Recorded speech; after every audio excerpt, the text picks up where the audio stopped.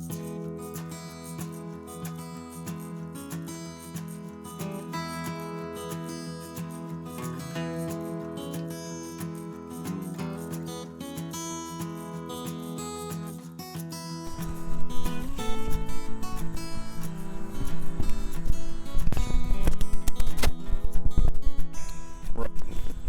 back to Free America. Pull that a little closer so I don't pull it over. Again, this is the second video I'm making today on book reviews. So I said I would do more of that this year, so I wanted to go ahead and honor that promise.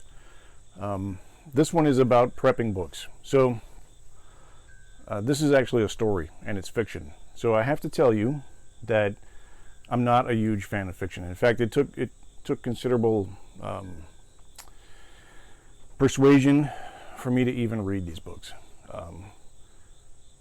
And it was a friend of mine that I've known for quite a while who turned me on to it and almost, twisted my arm and made me read it. So I'm generally not a fan of fiction, because there's a lot of folks who think they know things, right? And they describe fantastical kind of prepper situations, But this book, 1 Second After,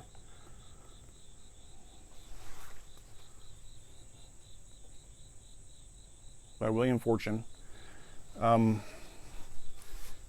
is about him. I guess he plays the main character, his family, and what they go through when the United States suffers from an electromagnetic pulse nuclear attack. So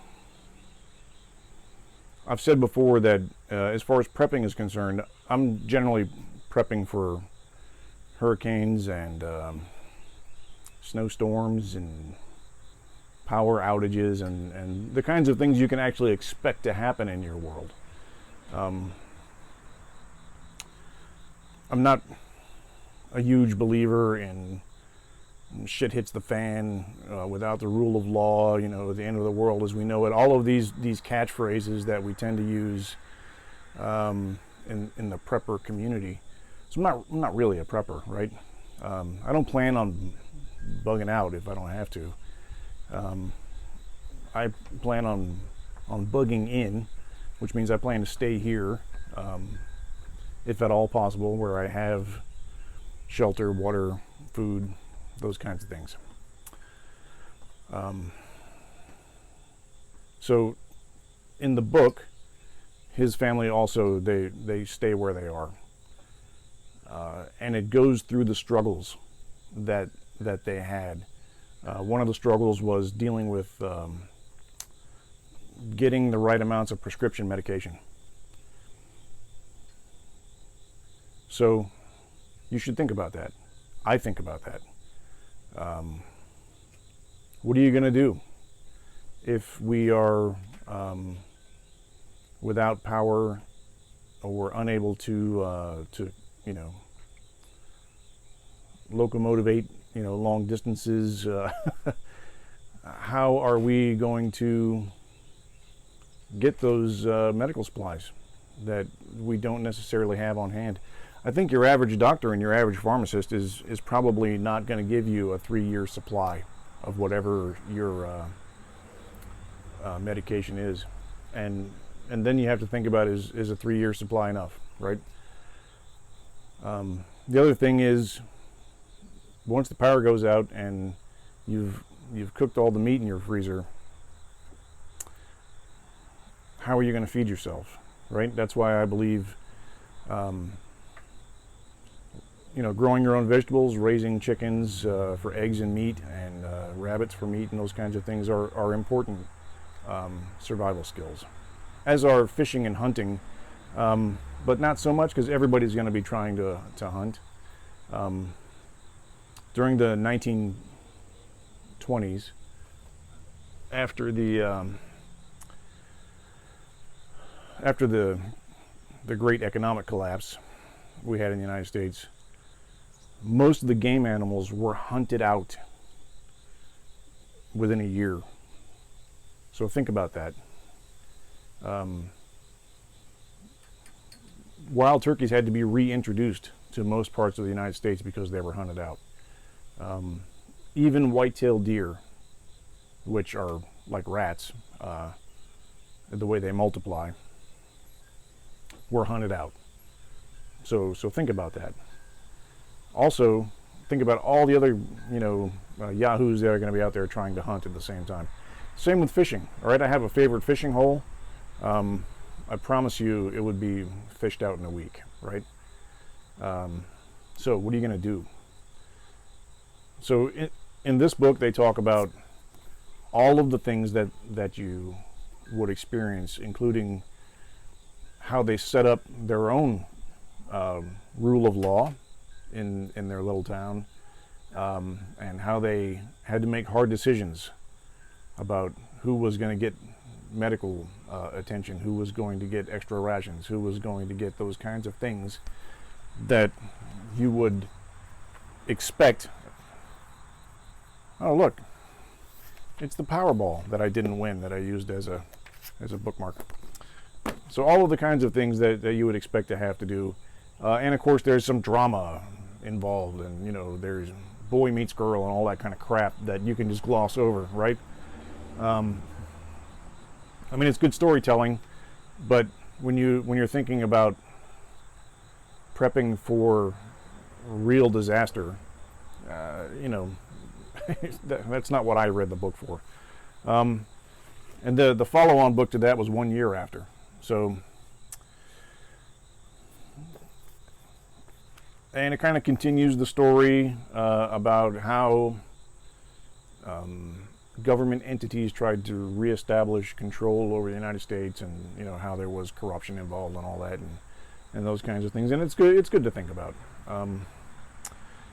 There's a lot of shoot 'em up kind of, how we survived the war with the other side of the mountain and shit like that. It's not necessarily based in reality, but all of that to say, the book was so impactful that when it first came out, you would see this book in the hands of people walking through the halls of the Pentagon.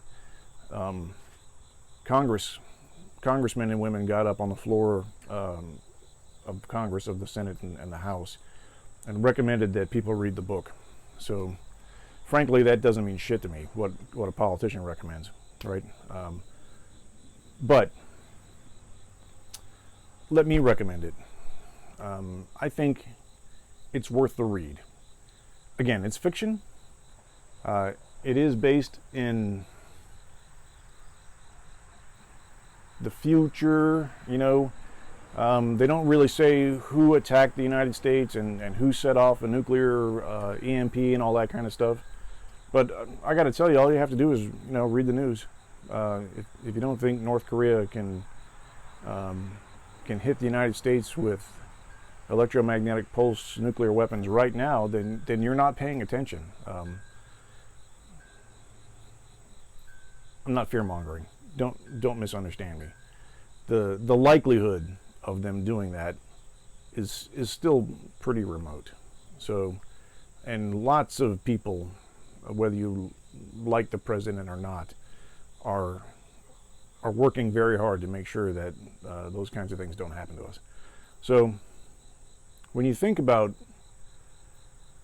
what it is that you're actually preparing for, what it is what is the worst case scenario that you should be preparing for, EMP is probably the worst case scenario that you can imagine happening, in the next decade or two. Unless, the climate change folks are correct and the whole world ice cap is going to melt and we're all going to flood, in which case you need to get a raft. So, and learn how to fish. So, thanks for joining me here today. Thanks to all of my subscribers. Thanks to Hoople's cat, again, is a guy. He reads prepper fiction on his channel. You should listen to it. It's interesting to hear what people think might happen, to hear how that drama unfolds. So God bless America. Have a great weekend. Thanks for joining me back here in free America. See you next time.